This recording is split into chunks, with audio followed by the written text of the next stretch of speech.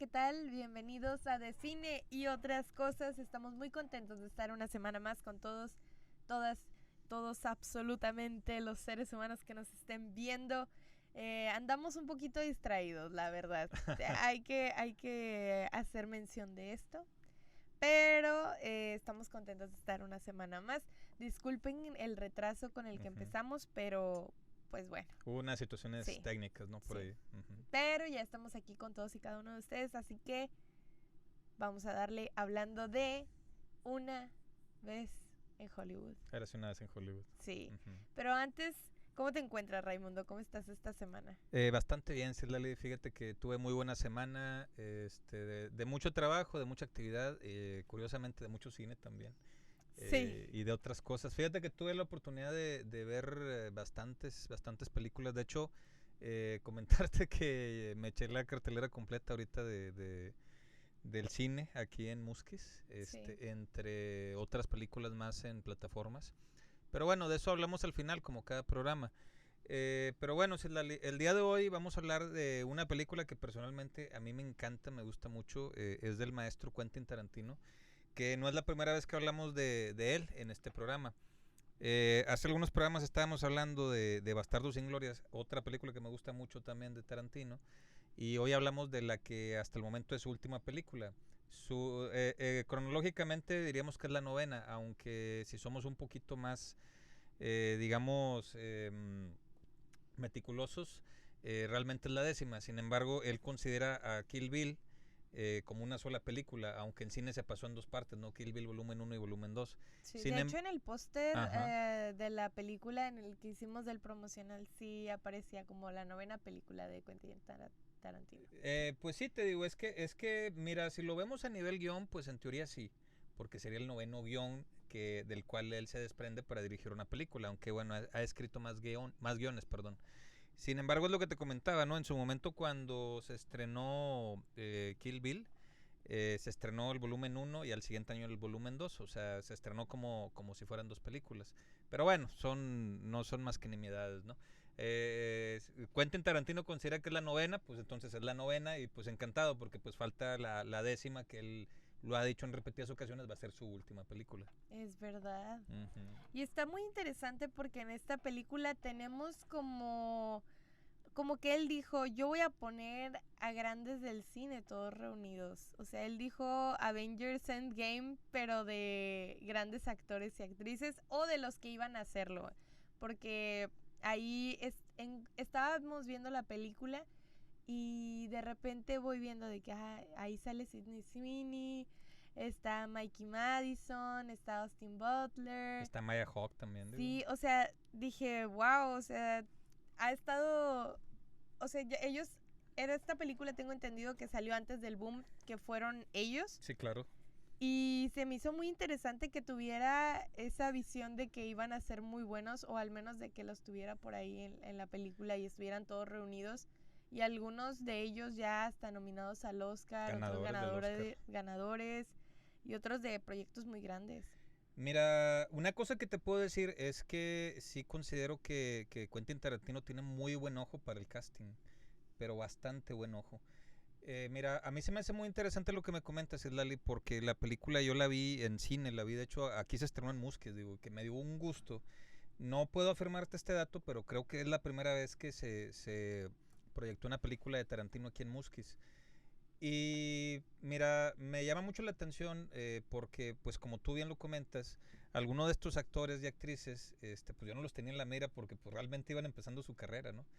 Tú lo acabas de mencionar, o sea, Sweeney ni por acá me pasaba, ¿no? Cuando la vi, porque pues en ese momento, digo, no había empezado realmente su carrera. Ahorita es súper mega famosa, ¿no? No te sé decir si sus proyectos son de los mejores, pero la verdad es que la chica es muy hermosa. Sí. Tiene una base de fans muy grande por obvias razones, ¿verdad? Mikey Madison, tú lo comentaste ahorita, que es la actual ganadora del Oscar, por Anora, lo ganó este año. Que bueno, yo lo dije, a mí me encantó su actuación. Austin Butler, aunque Austin Butler es un actor de infantil, creo que salió en iCarly, una cosa así, no estoy seguro. Realmente aquí pues creo que es la primera vez que tiene un papel como más serio, ¿no? Y bueno, mira, esto es hablando... bueno, otra que se me olvidaba, perdón, es Maya Hawke. Yo ya la había visto. Maya Hawke, para quien no la conozca, es la hija de Ethan Hawke y de Uma Thurman. Ella se empezó a hacer famosa porque salió en la serie de Stranger Things. Tiene un personaje que empezó a salir, creo, no sé, recuerdo si en la segunda o la tercera temporada, que cada vez empezó a volver más y más recurrente. También en inglés ella hace la voz de Ansiedad en Intensamente parte 2. Entonces, estamos hablando del elenco joven. Otra cosa que me gusta mucho es que ya tiene la suficiente potencia las películas de Tarantino para, aparte del elenco principal, invitar también a secundarios que son grandes actores. Por ejemplo, en la película sale Al Pacino. Oh, es verdad. Y también, bueno, de los principales, algo que llamó la atención que también fue cuando le estaba la imagen y la ve Mike, dice de que, mira, no los había visto juntos, a Leonardo DiCaprio y a Brad Pitt. Es la primera vez que yo recuerdo haberla visto juntos también, digo. Y mira, bueno, comentarte, ya adentrándonos un poquito más en este tema de la producción de la película, no pareciera, sinceramente, que es la primera vez que actúan juntos. O sea, parece que se conocen de toda la vida. O sea, la química que tuvieron, o yo no sé si la visión que tuvo Tarantino para con estos dos actores, recordemos que él ya había trabajado con Brad Pitt en Bastardos sin Gloria. No sé qué, vuelvo a repetir, o sea, no sé qué visión tuvo que se siente en pantalla. O sea, se siente como que son casi hermanos, como que son mencuates. O sea, para que no haya visto la película, perdón, Leonardo DiCaprio hace el papel de Rick Dalton. Es un actor de los años 60 de Hollywood que ya está en la última etapa de su carrera. Y Brad Pitt hace el papel de Cliff Booth, que viene siendo como su doble de acción. Entonces, en la película, desde un principio te marcan que tienen mucho tiempo en esta sociedad, ¿no? Del actor y de su doble. Sin embargo, aquí nos los presenta como dos grandes amigos, más casi como hermanos, ¿no? Aunque sí hemos de ser bien sinceros también, es este tipo o clase de amistad donde también Cliff, pues no sé cómo decirlo, digamos que es un poquito más servicial de lo normal para con Rick.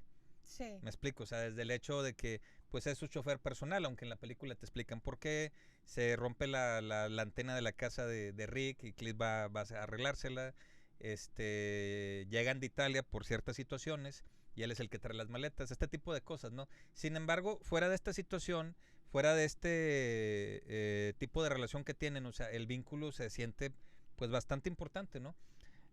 Bueno, mira, también comentar, la película salió en 2019, sigo pensando que ese fue un gran año para el cine. O sea, de hecho, bueno, me atrevo a decir que fue el último gran año del cine hasta ahora, ¿no? Bueno, 2023 tuvo Oppenheimer, ¿verdad? Que es una obra maestra también. Claro. Pero ese año salieron películas bien increíbles. Salió Ford contra Ferrari, salió Joker, salió 1917. No soy muy fan, pero salió también Mujercitas de Greta Gerwig, entre un largo etcétera también. Fíjate que también cuando yo vi la película, Citlali, me impresionó bastante cómo realmente crees que son los años 60, digo. Sí parece, huele. De hecho, bueno, también comentar por qué la película se llama Érase una vez en Hollywood. Mira, cuando ves la película, pues te das cuenta de varias cosas, ¿no? Una de ellas se nombra los Western Spaghetti en cierta parte, ¿no? Tarantino es muy fan de este género, ¿no? Este género que, para quien no lo sepa, surgió como una forma de responder Italia a los western que se hacían en Estados Unidos. Entonces se empiezan a sacar western en Italia.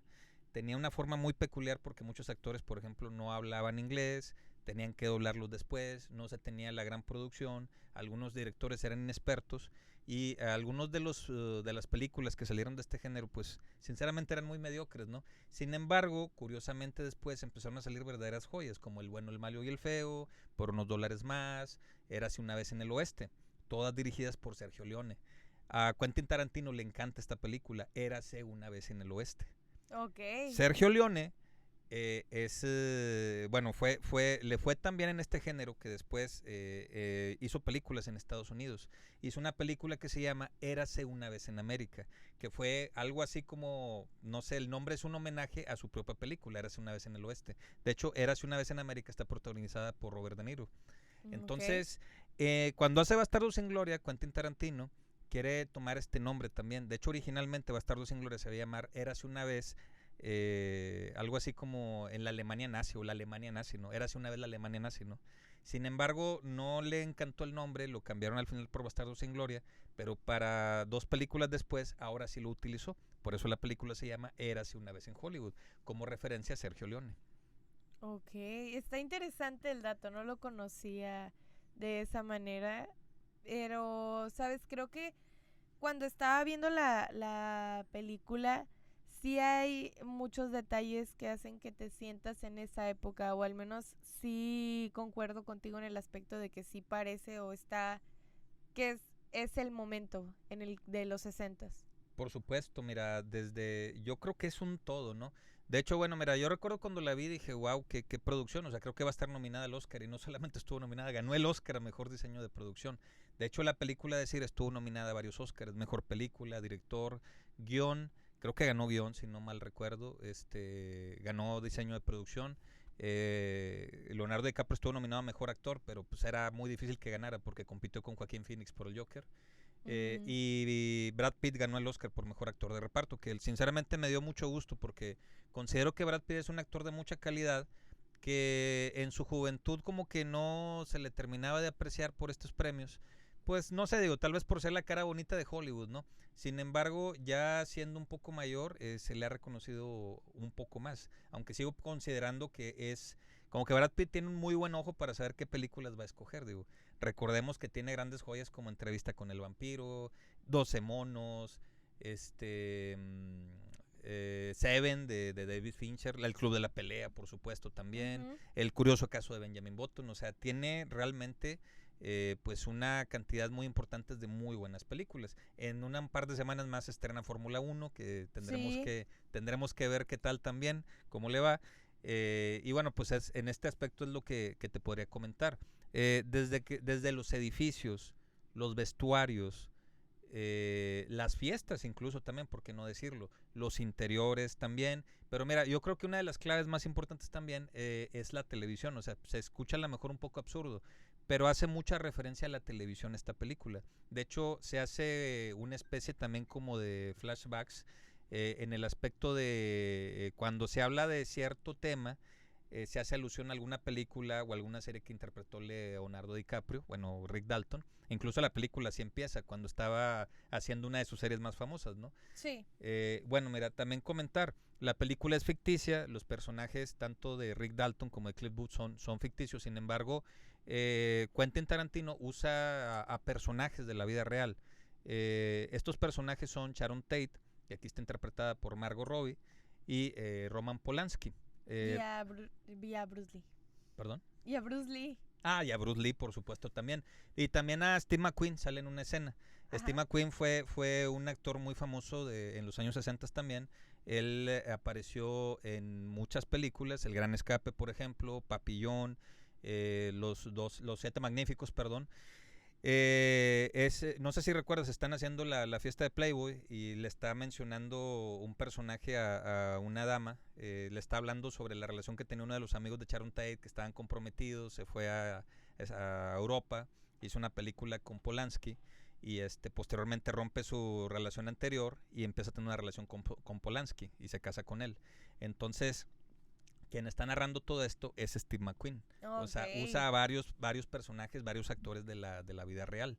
Y bueno, aquí se crea, bueno, mira, más que crearse, podemos ver algo parecido a lo que hizo Quentin Tarantino con Bastardos sin Gloria. En el aspecto de que usa escenarios y personajes y eventos de la vida real para contar su historia. No es un historiador tal cual de la historia, válgame la redundancia que he usado muchas veces la palabra historia, tal cual pasó, o sea, no es un documentalista, vamos. O sea, él quiere platicarte su historia, pero usa como recurso elementos, personajes y sucesos de la vida real. Sí, es como que para que estés más yo siento que es como un elemento que hace que estés más en el momento o en la historia que te quiere contar, que haya esos personajes, como que también te ubica más en esa época.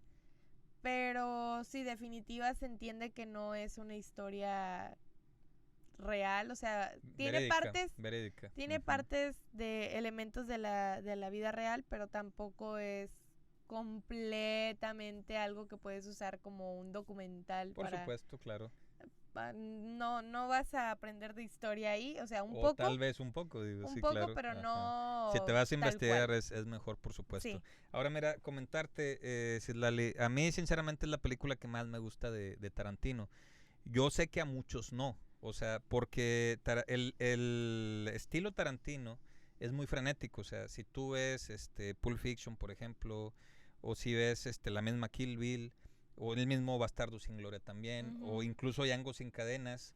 Iba a decir que la película anterior no, pero la anterior fue los 8 más odiados. Hace muchos movimientos de cámara, o sea, la edición es muy frenética, ¿no? O sea, estás en una escena, los close-ups de un lado a otro. Por supuesto que la violencia estilizada, que esa es una de las marcas también de Tarantino, que esta película también lo tiene. Sí. No tanto como otras, pero la escena, que al final vamos a hablar un poquito de esto, sí está bastante gráfica. A mí, te vuelvo a repetir, es mi favorita. Y estas son las razones. Tal vez alguno sea su primera película, que es Perros de Reserva, tal vez otro sea Pulp Fiction. A mí no, te he de decir que no he podido ver todas, me faltan 2. No he visto Jackie Brown y no he visto Death Proof, pero todas las de Tarantino que he visto me han gustado. Sin embargo, esta en particular me gusta más porque si bien ya no es un jovencito, Quentin Tarantino, si bien ya no tiene este frenetismo de la juventud, si bien las historias que quiere contar, o sea, llenas de mucha violencia, llenas de estupefacientes, o sea, en maneras locas, desmedidas, violentas, etcétera, se cambia por experiencia, o sea, Érase una vez en Hollywood es una película que se cuece a fuego lento, digo. De hecho, el ritmo de la película es lento, o sea, lento pero no aburrido. No vemos grandes ediciones de cámara, o sea, más bien se basa usando flashback, sigue usando muy buenos diálogos también. La película tiene esto también, tiene muy buenos diálogos. Y aparte, todo lo que pasa en la película, hasta mínimo detalle, está justificado, o sea, es una película que se siente milimétrica tal cual, o sea, de hecho, bueno, por esta ocasión sí me gustaría hablar del final de la película. Eso va a ser cuando ya estemos terminando el capítulo de hoy. Sí. Sin embargo, voy a dar una advertencia de spoilers. Sin embargo, sí hay que entender que este final se siente tal cual como te lo comento, violento pero milimetrado también, y tiene relación con varias escenas de la película que en un principio tú puedes pensar que no tienen ninguna importancia, pero cuando ves este final dices, wow, sí tenían bastante importancia. Pues mira, algo de lo que más disfruté a la hora de estar viendo la película, creo que es la relación de estos dos amigos, que al principio pensé que iba a ir por un lado de, lo está utilizando como su sirviente, pero en realidad no son tan amigos. Al final sí, conforme va avanzando la película te vas dando cuenta de que sí son muy, muy buenos muy amigos. Cuates, sí, la verdad. Y se nota, o sea, se percibe bastante bien, está muy linda esa relación. Otra de las cosas es que no hay muchos detalles, al menos del pasado de ambos. Tú sabes que se dedican a hacer películas, a hacer series. Uno aparece como el actor y el otro es su doble. No es como que tengamos un pasado de su familia o algo más. Hay cierto grado de misterio con ellos. De misticismo, por supuesto. Y creo que está bastante bien porque al final del día como que no es algo indispensable para la historia. Fíjate que como tú lo comentas, Islali, yo creo que más bien dicho, perdón, no al revés, o sea, como tú lo dices, yo creo que es importante para la historia precisamente que no se cuente mucho de su pasado. Sí. Precisamente por eso, porque mira, por ejemplo, cuando tú ves a Leonardo DiCaprio llegar a cierto lugar, la gente dice, oye, ese es Rick Dalton, es el de La Ley del Revólver, es el de esta serie de vaqueros. Entonces, tú como, mira, no sé, digo, voy a hacer una comparación un poquito anticlimática, ¿no? Pero yo pongo mucho a veces el ejemplo de las películas de Star Wars, o sea, cuando tú ves el episodio 4, por primera vez en toda tu vida, que no sabes nada de Star Wars, ¿no? Pero ves el episodio 4 y ves el diálogo que está teniendo Obi-Wan con Luke Skywalker, le empieza a hablar de las guerras clon y le empieza a hablar de la matanza de los Jedi. Y en ese momento tú lo escuchas, pero no lo has visto, o sea, tú no lo has visto, o sea, tú no sabes cómo fue. Ujú. O sea, lo único que puedes hacer es usar tu imaginación para pensar cómo pudo haber sido, ¿no? Por un diálogo que tienen un par de personajes. Yo esto lo vi en mi infancia y siempre me lo imaginaba, ¿no? Y me imaginaba como que era algo así, pues muy increíble, que fue una super matanza. Sin embargo, cuando sale el episodio 3 y ves la matanza realmente, al menos yo sí quedé un poquito decepcionado, ¿no? Porque le mató ese misticismo que yo tenía, digo. Ajá. Una sensación así parecida sentí, ¿no? Entonces la gente habla de que, es Rick Dalton, ¿no? Y salió en los 14 puños de McCloskey, ¿no? Y te ponen un pedacito de su película, ¿no? Y salió en esta, y salió en la otra, y salió en aquella. Entonces tú lo ves en una etapa de su vida donde ya va de picada. De hecho, me recuerda un poquito a la película de La Sustancia, o sea, que estás hablando de un actor que Hollywood poco a poco empieza a olvidar. Entonces, de hecho, ese es uno de los temas también principales de la película. El actor que dio sus mejores años y ahorita está viviendo su decadencia. Sí, y justo como hay muy pocos detalles, algo de lo que sí me gustó mucho es que al menos al personaje de Brad Pitt hay un momento, bueno, hay como una duda, una intriga. Creo, si no mal no recuerdo, no te dicen si sí o si no, pero como que se hace mención de que él había Desvivido ajá, a a su esposa. su esposa Pues se da a y entender que sí. sí, o sea, te lo dan a entender, pero no te dicen tal cual, no te aseguran absolutamente nada, te lo dan a entender así como de que Te lo insinúan, digo. sí. Es que, mira, pues total como tú lo dices, Lali, es que me gusta mucho tu punto de vista porque yo siempre pensé que sí. Porque los elementos de la película te lo dan a notar. De hecho, bueno, se me olvidaba. El actor que sale, que es el encargado de los dobles, el actor se llama Kurt Russell, es el papá de Wyatt Russell, que hace poquito lo vimos en Thunderbolts, que es el US Agent. Entonces, él está hablando con Rick y le dice, es que él desvivió a su esposa, ¿no?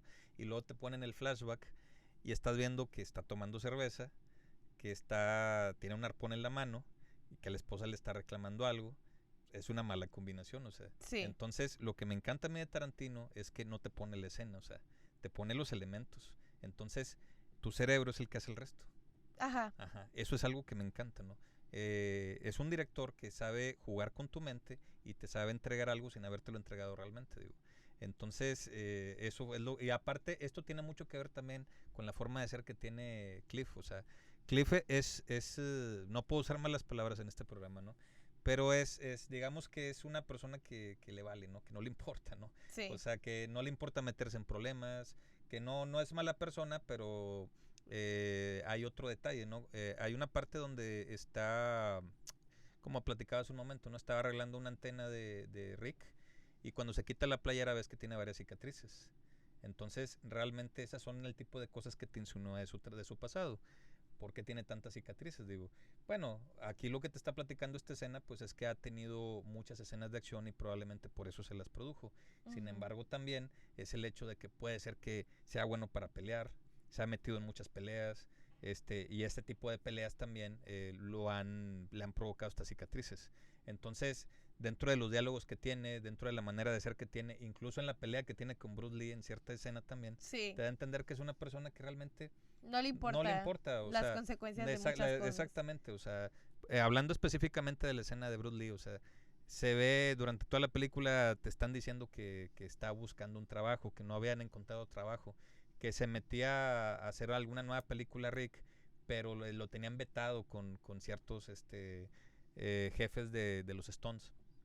Entonces, por fin le consiguen un trabajo, ¿no? Que se me hizo lindo que el amigo estuviera insistiendo hasta que le dieran la oportunidad.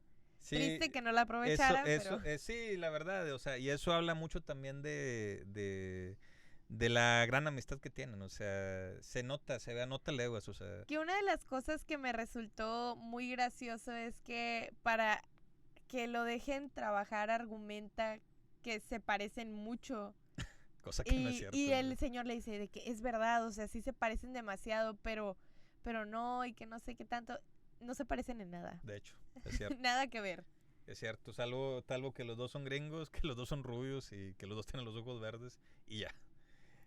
A nivel corporal, a nivel facial, o sea, no se No, parecen, los o sea, rostros nada sinceramente, que ver. no se parecen para nada. Pero, mira, otra cosa que a mí me gusta mucho, bueno, yo estaba hablando hace un momento y es que, mira, te pones a pensar en esto a veces, ¿no? Hace poco estaba leyendo unas declaraciones que dijo el actor Harvey Keitel sobre Quentin Tarantino.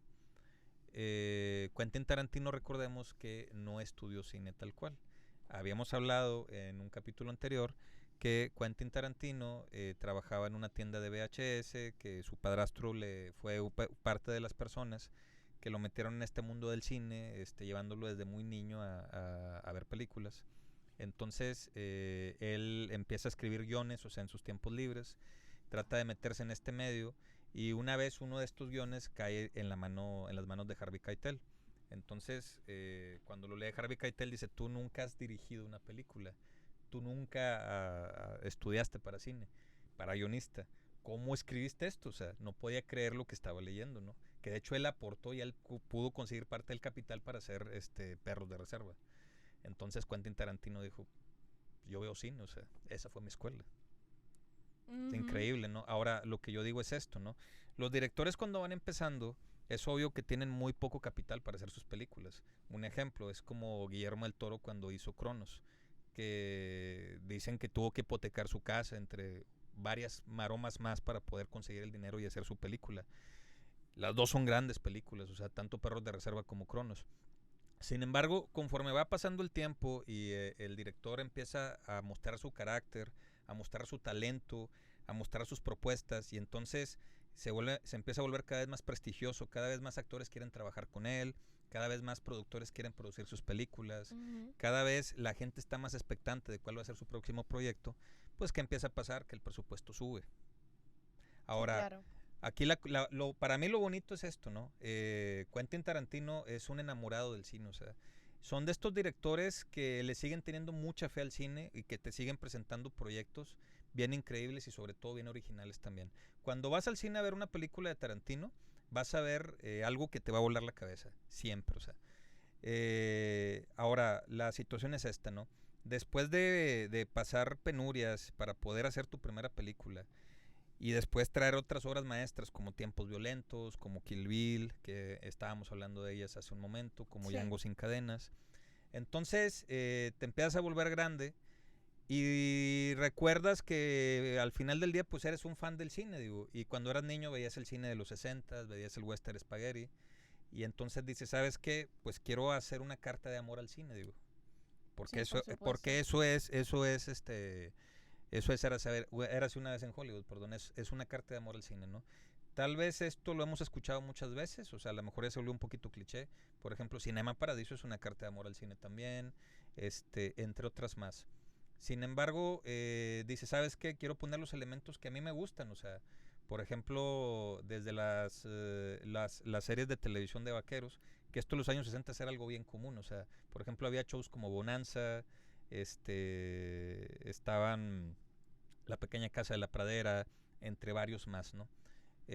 Son cosas que estoy seguro que él veía, ¿no? Y trata de representar de esta manera. Es una forma como de evocar a la nostalgia, ¿no? Pero de buena forma, ¿no? No de forma barata, vamos. Ah, por Como mucha supuesto. gente lo hace últimamente, ¿no?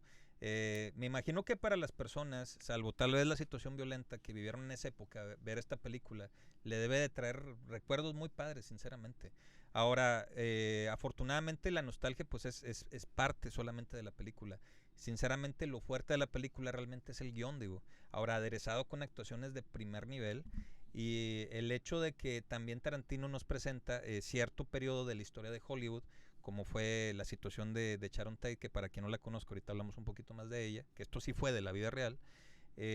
Al final del día, pues a mi punto de vista, te entregan una película que es una obra maestra y para mí de las pocas que para mí personalmente sí es una película perfecta. Al menos yo no le encontré un defecto tal cual, no le encontré coincidencias, no le encontré conveniencias o no le encontré situaciones que se cuenten de manera forzada. Y fíjate que al principio sí me estaba como costando un poquito seguirle el ritmo a la película, como el imaginar hacia dónde ¿Hacia dónde se estábamos dirige? yendo, hacia Ujú. dónde se dirigía o al final qué iba a suceder o qué trataba de mostrarnos cómo se iban a hilar las cosas, porque por un lado veíamos a Sharon Tate, pero no veíamos que tuviera mucha relación con ellos, y era como que estaba buscando la parte en la que se relacionaran o se cruzaran las sus historias. Caminos, claro. Pero fue muy interesante al final el ver cómo se desarrolla la historia y cómo termina, cómo concluye. Totalmente, Citlali. Mira, es que mira, yo lo que te comentaba hace un momento es que sí te doy la razón en algo. Mira, yo hace años, cuando la película recién se estrenó, me acuerdo que estaba hablando con la mamá de una paciente, ¿no? Entonces me comentó que se salió del cine, que la película no pasaba nada. Y mira, tal vez en algo tiene razón. No me quiero escuchar petulante ni mucho menos, ¿no? Pero hay muchos tipos de cine, ¿no? Y hay un tipo de cine donde la gente siempre quiere que esté pasando algo. A veces nos burlamos un poquito, ¿no? Pero este tipo de películas así tipo Rápido y Furioso, ¿no? Hace poquito acabo de ir al cine, vi Bailarina, que es parte del universo de John Wick.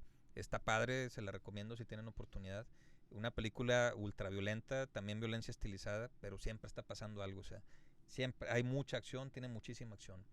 Entonces, hay gente que está acostumbrado a este tipo de cine, o sea. Sin embargo, también hay cine que está más dirigido hacia el diálogo, ¿no?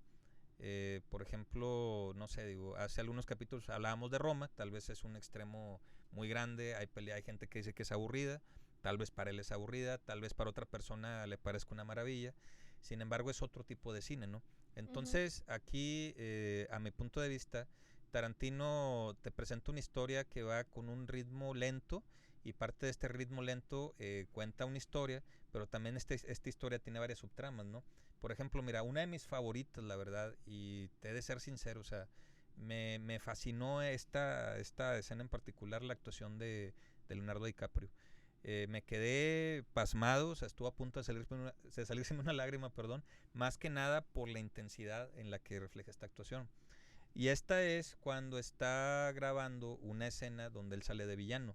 De hecho, se lo dice el personaje de Al Pacino. Le dice que cuando un actor va en decadencia, generalmente lo contrataban en las series y lo ponían como villano para que el nuevo héroe lo derrotara, o sea, porque la gente no estaba viendo que derrotara al villano, estaba viendo que derrotara a la estrella, a la leyenda, sí, o sea, claro. Era eso, ¿no? Entonces, en este punto de su vida, pues Rick se siente así menospreciado, se siente que ya va en una decadencia, que incluso cuando tiene un diálogo con una niña, pues empieza a llorar, o sea, de hecho esta escena está muy genial porque él trae una novela. La niña le está preguntando que de qué trata, y él está hablando de un domador de caballos, pero si le pones atención realmente está hablando de él mismo, o sea, sí. Por eso empieza a llorar, o sea, y la niña se da cuenta. Entonces más adelante tiene una escena en un bar del viejo oeste, y no le salieron bien los diálogos, y se sentía frustrado, se sentía mal, por lo mismo, o sea, no es que no fuera un buen actor, o sea, sin embargo su situación mental de, sabes que esto ya se está acabando, lo empiezan a sentirse desesperado. Sin embargo, se acuerda de las palabras que le dice su buen amigo. Acuérdate que le dice una mala palabra que no puedo decir, Rick Dalton, ¿no? Vamos a decir que le dice algo así como eres el bastardo Rick Dalton, ¿no? Pero imagínense una palabra antisonante, ¿no? Sí. Entonces, la siguiente escena, que en esta escena aparece un actor que tristemente falleció poquito después, que fue muy famoso, que es Luke Perry. Tiene una escena con esta niña, y ahí sacas todo su dote actoral como villano, ¿no? Y todos se quedan pasmados, hasta él mismo no se la cree. Cuando termina la escena, cuando dicen corte, se le sale una lágrima de lo intenso que fue la escena. Entonces, cuando la niña actriz va y le dice al oído, es la mejor actuación que he visto toda mi vida, y le está...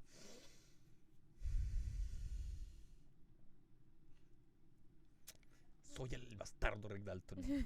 ¿Sabes por qué? Porque cuando un niño te dice que eres el mejor, o sea, yo creo que no hay mejor aliento hacia sentirse bien. Entonces, y no porque lo haya dicho la niña, porque verdaderamente sí hace una actuación magistral.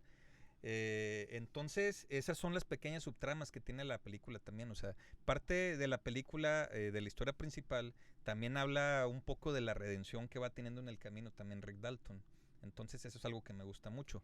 Ahora, un dato extra, Celali, que te puede volar un poquito la cabeza. En esa escena ya ves que hay un director que es muy delgado, de cabello canoso. Ese actor se llama Nicholas Hammond. Él, aunque no lo creas, en los años 70 personificó a Peter Parker y Spider-Man en una serie de televisión que se trató de hacer en aquellos tiempos, que fue un total fracaso porque no había los elementos para poderla hacer. De hecho, juntaban capítulos para sacarlos como películas. Aquí en México incluso se estrenaron esas películas de Spider-Man, películas muy viejitas, y él era Spider-Man y Peter Parker. Tremendo. ¿Sabes?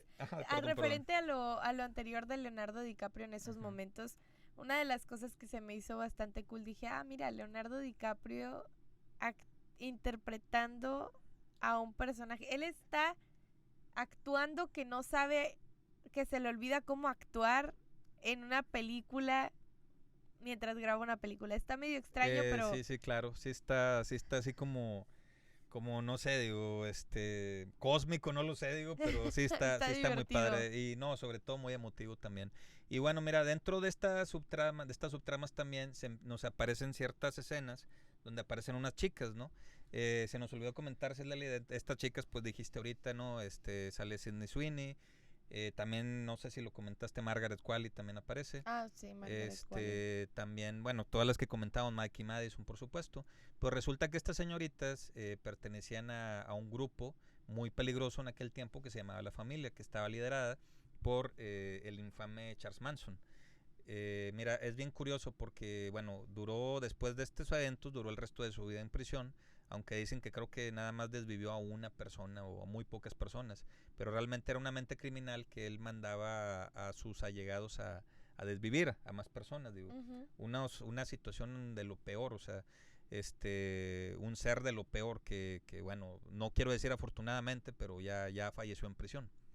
Entonces, si te das cuenta, la película, cada una de estas subtramas las va abordando de poco en poco. O sea, por ejemplo, mira, hay una escena que sinceramente uno cree que no tiene mucha importancia, pero es Cliff llegando a su casa, es algo así como una de estas casas rodantes, ¿no? De estos como remolques. Ajá. Aquí está su perra Brandy, que es una perra pitbull que tiene muy bien entrenada. Y hay todo un ritual sobre cómo le da de comer, ¿no? Sobre cómo castañea los dientes, ¿no? Sobre cómo la tiene que esperar hasta que le sirva su lata de comida. Entonces, esta escena que parece insignificante, más adelante va a ser muy importante en el final. O sea, son este tipo de como de escenitas o de subtramas que todas al final van a tener un cruce. Sí, justo. Es como en esos momentos como que dices, pues solamente te está mostrando cómo vive o algo así, y al final tiene toda la importancia. Todo el sentido del mundo también. Ahora, mira, volvemos a lo mismo otra vez, o sea, dentro de estas subtramas tenemos la situación de Rick Dalton cuando está hablando con un productor que lo interpreta Al Pacino. Le está hablando de los 14 puños de McCloskey, que es una película ficticia, por supuesto, la película que se desarrollaba en la Segunda Guerra Mundial. Él tenía un parche, así como una película que se llama Operación Valkyria, que fue un suceso de la vida real también, y llega con los nazis y los empieza a quemar con un lanzallamas. Le comenta que ese lanzallamas aún lo tiene en la casa. O sea, ese diálogo, a lo mejor insignificante, también tiene mucho que ver con lo que va a pasar al final. O sea, cada uno de estos elementos van cocinándose poco a poquito para decirte lo que va a pasar al final. Todas estas chicas que también forman parte de la familia, que luego nos damos cuenta que habían, pues se puede decir que invadido un rancho que se usaba para hacer también series de vaqueros. Nos van diciendo poco a poco cómo van a ser los eventos del final. Hay una pequeña aparición de Charles Manson que es más que nada anecdótico, o sea, no tiene mayor relevancia más que esa también. También la situación de que Sharon Tate, pues resulta que es vecina de Rick. Esto es muy importante, o sea, porque los eventos del final es lo que nos van a marcar, pues qué es lo que va a pasar.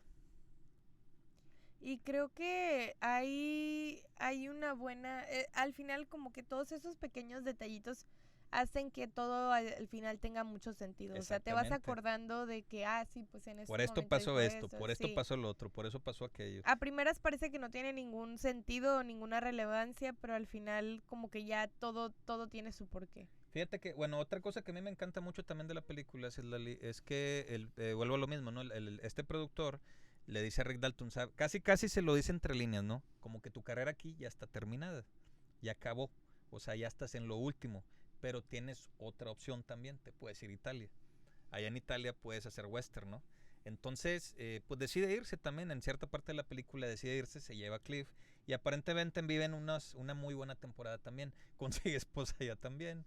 Y mira, me gusta mucho porque tú puedes considerar que tal vez no forma una parte muy importante de la trama, sin embargo me gusta porque Tarantino lo mete como algo que le gusta, ¿no? Pone algo que es muy de sus gustos y te lo pone más que nada como una especie de lección de historia del cine, o sea, te habla de cuando llega, te habla de que varios de los actores que participaban en los western spaghetti pues no hablaban inglés y no se entendían incluso entre ellos, o sea, y prácticamente nada más movían la boca, o sea, incluso te dice que para Rick esto era ridículo, ¿no? Y que no le gustaba este tipo de situaciones. Ahora, otra cosa es que también se autorreferencia él mismo. Ahí te está platicando de cuáles son las películas, me da mucha risa porque hay una que, ¿cómo era el nombre? Que me dio bastante risa, me dicen Ringo, dijo el gringo, así, títulos así, ¿no? Qué risa, ¿no? Y luego dice, y esta película fue dirigida por Antonio Margaretti. Antonio Margaretti es un nombre ficticio que usó en Bastardos sin Gloria. Son los nombres que utilizaban los 3 soldados estadounidenses cuando están hablando con el general Landa, ¿no? Antonio Margaretti. O sea, está usando ese nombre para después ponerlo aquí como... O sea, y eso es muy padre también. O sea, cuando eres fan de Tarantino, este tipo de cosas pues resultan ser una joyita también. Sí, bastante. Son como, pues sí, justo como lo hemos estado mencionando, unos pequeños detallitos que hacen mejor la experiencia de la película. Totalmente de acuerdo, Cislali. Entonces, pues la verdad, si no la han visto, no se la pierdan. Está en la plataforma de los envíos gratis. Sí comentarles, no es para niños. Sí, la película es para adolescentes. Creo que un adolescente perfectamente la puede ver. Sí. Para adolescentes y adultos. Y bueno, yo sí en esta ocasión sí quisiera hablar del final de la película. Así que este es el momento del spoiler. Este es un momento de spoilers. Así que si no la han visto y no quieren spoilers, corten aquí el video. No es el momento. Exactamente, pueden cortar el video. Y regresan después cuando ya la hayan visto. Exactamente. Si ya vieron la película, nos pueden decir también cómo interpreten ustedes el final. O si no han visto la película y no les importan los spoilers, pues se pueden quedar así para seguir con esta plática, ¿no? Ahora, mira, ¿qué pasa al final? Personalmente, Cislali, cuando se anunció esta película, cuando se dijo por primera vez, se dijo que esta película se iba a tratar de la situación con Sharon Tate. Ahora, ¿qué pasó en la vida real con Sharon Tate? Resulta que la casa donde vivían ella y Roman Polanski, esta pareja, anteriormente era de un productor musical. Entonces, el 8 de agosto de 1969, Charles Manson mandó a miembros de la familia y mandó a desvivir a los que estaban en esa casa ese día. Roman Polanski estaba dirigiendo en Europa, se quedó Sharon con varios amigos y ella estaba embarazada. Entonces, voy a narrar cosas que la verdad son pues una situación horrible, o sea, no es creíble que un ser humano haya podido hacer esto. Los desvivieron a todos, a Sharon Tate junto con su bebé, incluso le abrieron el abdomen y pues pasó lo que ustedes imaginan que pasó. O sea, una cosa horrible, una situación que en Hollywood fue espantosa, o sea, lo peor de lo peor, sinceramente. Ahora, cuando se habló de que Tarantino iba a llevar esta historia a la pantalla, pensé yo que se iba a tratar precisamente de esto. Entonces, cuando anuncian a los participantes, Brad Pitt y Leonardo DiCaprio y Margot Robbie como Sharon Tate, pues sinceramente pensé que en esta ocasión Tarantino iba a hacer una película histórica. Sin embargo, como bien lo comentas, Islali, el tráiler no te decía nada y cuando empieza la película, pues también dices tú, pues, ¿sabes qué? O sea, no va en esa dirección. O sea, realmente aquí los protagonistas son dos personajes ficticios. Sin embargo, cuando se acerca el final, yo personalmente sí pensé que se iba a tratar de cómo estos integrantes de la familia entran a la casa de Sharon y de Roman Polanski y los iban a desvivir a todos. Sin embargo, como ya sabemos, Quentin Tarantino no le importa la historia, él te quiere platicar su película y entonces en un raro evento que él te lo vende de esta manera, resulta que la familia, por error, en lugar de ir a la casa de Sharon, se mete a la casa del vecino, que resulta ser la casa de Rick Dalton. Ahora resulta que en ese momento Cliff estaba, ¿cómo lo diremos para que no se oiga feo?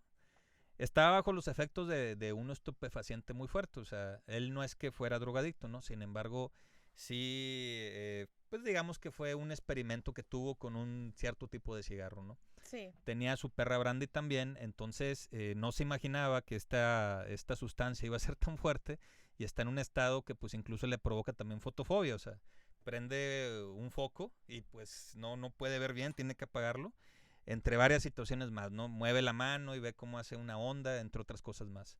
Entonces, en la casa de Rick bueno, en este momento Rick estaba en una alberca, su esposa estaba dormida, y entonces se mete Tex, que es uno de los miembros de esta banda, de esta familia, de esta banda, de esta secta, y dos personajes más, uno de ellos interpretado por Mikey Madison y otra señorita, ¿no? Entonces, Cliff está pero tan metido en esta sustancia, vamos, está drogado, que pues le produce gracia, o sea, que llega este muchacho con una pistola y las otras dos con cuchillos, o sea, pero está en esta posición un hombre que le vale queso todo y que aparte está muy drogado y que aparte tiene a su perra pitbull entrenada. Entonces, a partir de aquí se da una situación muy, pero muy violenta. A su perra la manda con Tex, que está interpretado por Austin Butler. Y al chasquearle los dedos va y empieza a clavarle sus mandíbulas en una mano, en la entrepierna, en otra pierna completa. Él toma una lata de comida y se la avienta en la cara con todas sus fuerzas al personaje de Mikey Madison, o sea que como se han de imaginar es una situación súper dolorosa, le marca la cara. La otra señorita también la destroza totalmente, entre varias situaciones más. Y uno pues puede decir, oye, esto está muy violento, digo, porque sí, efectivamente está muy violento. Es violencia estilizada al final, o sea, la violencia de verdad no es de esa manera. Sin embargo, yo considero que personalmente, ¿no? Y no es que alabe la violencia y no es que sea correcto, o sea, por eso digo también, o sea, la película es para mayores de edad, o sea, yo no vi la película y me dieron ganas de ir a cometer actos violentos, vamos, ¿no? Sin embargo, lo que yo sí considero es que Tarantino te está vendiendo una fantasía en la que los verdaderas personas que cometieron este acto tan horrible fueron castigados. ¿Me explico? Sí. Entonces es la manera de castigarlos por medio de la ficción. Él te vende una fantasía, vuelvo a insistir, o sea, donde puedes pensar tú que, oye, es que mira qué mal los trataron, sí, pero acuérdate que estas personas en la vida real cometieron cosas peores, incluso con una embarazada. Entonces, puedes sentirte mal por la violencia, es probable, puedes sentirte indiferente tal vez también. Sin embargo, pues creo que es la manera también de decir, ¿sabes qué? Al menos en mi ficción pude salvar a este artista. Sí. Mira, hay una película que a mí me gusta bastante que se llama Corazón de Caballero. Hay un personaje que es un escritor. Entonces tiene un encuentro con unos usureros, ¿no? Que le quitan todo, le quitan hasta la ropa, o sea. Entonces dice, ¿saben qué? Los voy a destruir, voy a hacer garras con ustedes, los voy a tratar de lo peor. Digo, ay, seguramente. ¿Y cómo? En la ficción. Van a ser mis personajes y los voy a hacer garras, ¿no? Si no puedo en la vida, al menos en la ficción. Entonces, creo que fueron 50 años de que se había pasado los eventos a que se estrenó la película y creo que se hizo con esa intención, porque también se estrenó en agosto. Fue la manera de poder, al menos en la ficción, vuelvo a insistir, de salvar a Sharon, digo. Fue, pues, hasta cierto punto, pienso yo, que también fue un homenaje para ella. Es lo que puedo comentar de la escena final. Sí, porque justamente a ella toda la película la retratan como una Inocente. persona inocente que no hizo nada malo. Sí, exactamente. Exactamente. O sea, simplemente vivía su vida, Ujú. vivía su sueño. Tan fácil como eso. Entonces, por eso tal vez para la gente sensible el final puede resultarle demasiado impactante. Eh, Puede ser que te guste, puede ser que no. Pero al final del día creo que también la cinematografía es una manera de expresar el arte, digo. Y dentro del arte de Tarantino, pues es lo que yo al menos yo interpreto de él. O sea, creo que es la manera de homenajearla, salvándola. Vuelvo a insistir, yo sé que ya lo dije, pero salvándola en su propia ficción. Sí, claro. Creo Y que es castigando una... a Sí, estas personas, ¿no? es una linda forma de hacerlo. Y bueno, tenemos algunos comentarios, unos saludos para LS Ofelia que dice buenas noches, saludos, muchos saludos. Muchos saludos, que estén muy bien. También para Reinaldo Martínez que dice saludos para Nalo y el científico, el romántico desde San Antonio, Texas, que están en calle Zamora de San Antonio, Texas. Y para la gente bonita de Palau, calle Allende y Moctezuma. Saludos, que estén muy bien. También para Jorge J. Vara, dice saludos amigos, muchos saludos y gracias por andar acá. Saludos, Jorge. Y Reinaldo Martínez también nos hizo mención de la parte en la que estábamos diciendo que no tenía, como que no era full histórica. Nos dice, tiene partes de ciencia ficción, no todo es real. Sí, justo era lo que estábamos mencionando. Sí, Reinaldo, mira, es que lo que comentábamos es que la película es una historia ficticia, pero que se desarrolla en un ambiente real con personajes que también fueron reales. Sí, justo. También tengo un saludo muy especial para Eduardo Arevalo Buentello, que por ahí vi que había un comentario de que acá andaba viendo el programa, el de cine. Muchos saludos, Lalo. No sé si tenemos más porque ya no me cargaron. No, y a mí ya son todos los que me parecen, Cildali. Pero bueno. Entonces, pues ahí está la recomendación. Si son mayores, bueno, no mayores de edad, si son adolescentes, pues también la podrían ver. Sí. Es una película que vale mucho la pena en producción, en historia. Pero sí les hago la recomendación. Es una película que se cocina lento, pero está deliciosa, sinceramente. O sea, está deliciosa cómo está cocinada. Y bueno, les vuelvo a repetir, la encuentran en la aplicación de las entregas gratis. Ahí la pueden ver, ahí está todavía, vale muchísimo la pena. Y bueno, hablando de últimas estrenos, Islali, pues comentarte, pues ya me eché toda la cartelera del cine. Sí. Ya pude ver Bailarina. Me gustó Ana de Armas, muy hermosa, la verdad. Hace bastante bien su papel. Sale John Wick también en la película. A mí me gustan mucho las películas de John Wick, especialmente la primera. Se me hace una muy buena adición. Yo sé que hay a quien no le gusta que se expandan universos con personajes femeninos. A mí, sinceramente, me encantó. Y estoy hablando específicamente de esta película de la saga de Mad Max. Furiosa se llama la película. Sé que no le fue de lo mejor. A mí me gustó mucho Furiosa también. Y esta de Bailarina me gustó bastante también. Acción estilizada. No esperen verosimilitud porque no la van a encontrar. O sea, van a encontrar así explosiones, disparos, golpes, lanzallamas, una pelea de lanzallamas, o sea que si lo piensas bien es medio ridículo, pero en pantalla se ve bastante glorioso, ¿no? Todavía está Misión Imposible, si tienen oportunidad vayan a verla porque ya están a punto de retirarla de cartelera. Lo había comentado, hay una escena que la verdad también puede ser un poco inverosímil, tienes que apagar un poco el cerebro, pero está bastante emocionante, que es en un submarino, así como la persecución en biplanos también. Todavía está Lilo y Stitch, está entretenida, está divertida, está para toda la familia y por supuesto Cómo entrenar a tu dragón. Es una gran película de la que hablamos la semana pasada. Este remake a mí personalmente me gustó bastante, creo que a ti también, Silale. Sí. Y bueno, comentar en esta semana ya el jueves se estrena Helio de la compañía de La Lámpara que Salta, perteneciente a la compañía del ratón, ya deben de saber cuál es, se ve interesante, se trata de un niño que es un inadaptado social que es abducido por extraterrestres y resulta que aquí se adapta bastante bien. Y la otra es Exterminio, la tercera parte, el nombre original es 28 años después, las películas son inglesas, la primera se llama 28 días después, la segunda del 2007, 28 semanas después, y esta 28 años después. La película trata sobre una infección de rabia que empieza a afectar a la humanidad. Se da un suceso parecido a la de las películas de zombies, donde hay un contagio constante. Pues habrá que ver. Acabo, me puse al día porque sinceramente no había visto las anteriores, están bastante interesantes. Entonces habremos que ver en esta semana a ver qué tal.